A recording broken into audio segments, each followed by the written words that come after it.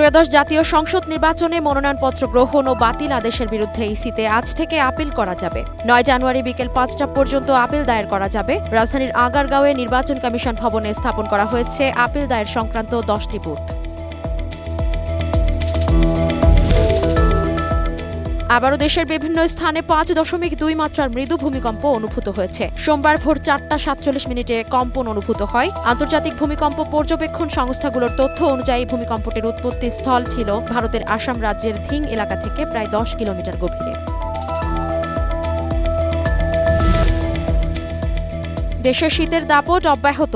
আগামী কয়েকদিন বিভিন্ন অঞ্চলে মৃদু শৈত্যপ্রবাহ ও ঘন কুয়াশার দাপট বজায় থাকতে পারে বলে জানিয়েছে আবহাওয়া অধিদপ্তর। অন্যদিকে দেশের নদী অববাহিকায় আজ দুপুর ১টা পর্যন্ত ঘন কুয়াশার ফলে দৃষ্টিসীমা ২০০ মিটারের কম হতে পারে বলে সতর্কতা দিয়েছে সংস্থাটি।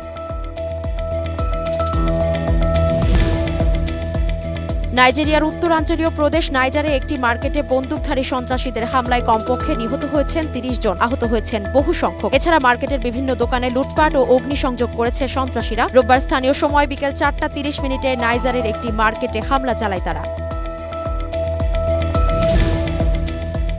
নাইজেরিয়ার উত্তর পূর্ব অঞ্চলে কৃষক ও জেলেদের বহনকারী একটি নৌকা ডুবে অন্তত ২৬ জনের মৃত্যু হয়েছে। নিখোঁজ রয়েছেন ১৪ জন। এছাড়া ১৩ যাত্রীকে জীবিত উদ্ধার করা হয়েছে। দেশটির জরুরি সেবা বিভাগ জানিয়েছে অনুসন্ধান ও উদ্ধার অভিযান চলছে।